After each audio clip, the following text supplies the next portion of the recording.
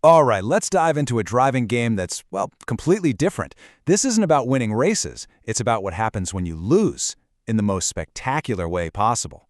We're talking about BeamNG.drive, a game that's basically a physics-powered playground, and it completely changes the meaning of a car crash. Okay, so first things first, I need you to forget everything you think you know about racing games. You know, the usual stuff, a few cosmetic scratches, maybe a health bar for your car. That's not what this is. IGN put it perfectly. They called it the most impressive physics engine you've never seen. And that's no exaggeration.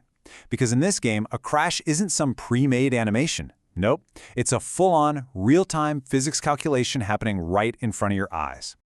And that right there, that's the core of it all.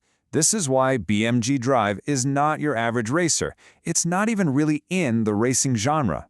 It's something else entirely, way more focused on the physics of the drive than on who crosses the finish line first. Think about it. In most driving games, right, you crash, and what happens? You get a few scratches, maybe a dented bumper appears. It's cosmetic. But in BeamNG.drive, oh man, the vehicle deforms. I mean, it literally bends, twists, and can tear apart based on the actual forces of that impact.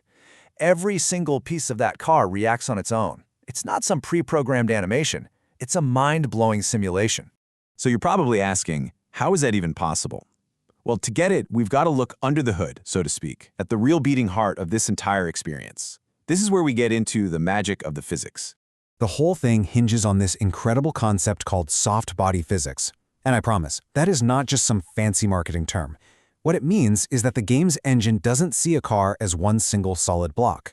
Instead, it sees it as this complex web of nodes and beams, kind of like a digital skeleton. Every single one of those components is being simulated in real time, and that is what creates that unbelievably realistic and, honestly, visceral damage. And, I mean, just look at how deep this simulation goes. We're talking the frame, the engine, the suspension, the wheels, you name it, it's being modeled. So if you hit a curb just a little too hard, you won't just see a spark effect. No, you might literally bend an axle, which then completely changes how that car drives for the rest of your session. It's incredible. Okay, so you've got this insanely powerful physics engine. The big question is, what do you actually do with it? Well, this is where the game just blows wide open into a world of possibilities.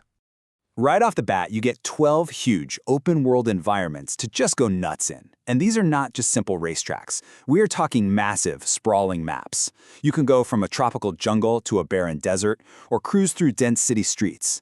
Just that freedom, to pick a car and just drive, that's a massive part of the appeal. And there are a few different ways you can tackle these worlds. You've got Freeroam, which is the ultimate sandbox mode. I mean, you can literally mess with gravity or whip up hurricane-force winds just to see what happens. Then you have scenarios, which give you specific goals, like a high-speed police chase or a super delicate delivery mission. And of course, there are time trials if you want to really hone your driving skills against the clock. But look, those 12 official maps, they're really just the starting point. The game's universe becomes pretty much infinite once you bring in its most powerful feature of all, its amazing, passionate community. The modding scene for this game is just vast. I'm not kidding. If you can dream it up, there's a good chance someone in the community has already built it.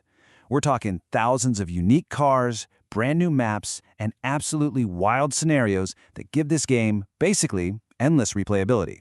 And the game itself totally encourages all this creativity. It comes with a world editor built right in. But even cooler is its direct partnership with another game called Automation. In that game, you design cars from the ground up, every last detail. Then, and this is the amazing part, you can export your creation and drive it, and yeah, crash it in BeamNG.drive. How cool is that? So with all this freedom, all this complexity, it begs a really important question. Who is this game actually for? Is it just a toy? Is it a serious tool? Or is it maybe something else entirely?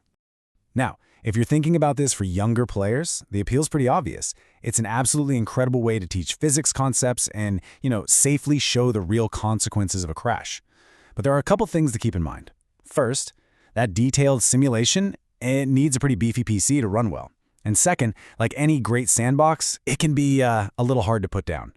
But when it comes down to it, the reason it's so family-friendly is pretty simple. As one analysis put it, this is one of the cleanest games you can find for kids. There's no blood, no violence against people. It's just pure mechanical exploration. It's all about cause and effect. And it's not just us saying this. The players absolutely agree. Just look at Steam. The game has an overwhelmingly positive rating. That's from over 190,000 reviews, and 97% of them are positive. I mean, getting that kind of consensus is almost unheard of. It really speaks volumes about how special this experience is. So yeah, it's way more than just a game. It's a driving simulator that's all about experimentation, about freedom, and about learning by doing. And that really leaves us with just one final thought. When every single crash is a lesson in physics, what will you discover?